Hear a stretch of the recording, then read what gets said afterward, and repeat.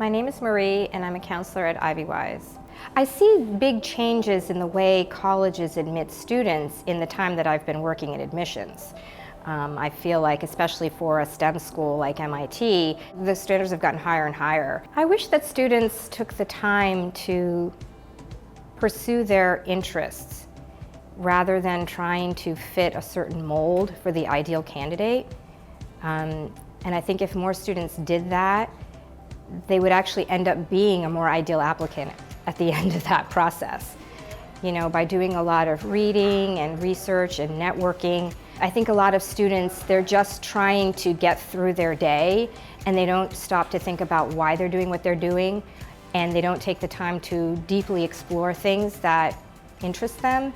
So, I mean, I like to tell my students to make that kind of exploration a regular part of what they do.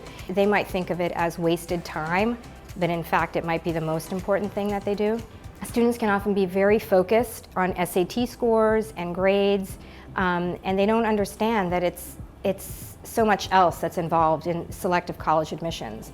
And so there might be some detail about like a hobby that they have, for example, that they might think the admissions officer would absolutely not care about, when in fact it might be the most interesting thing about them.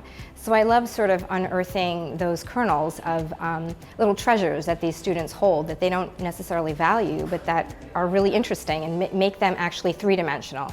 I really enjoy seeing the whole person and seeing how I can help them show that full person on the application.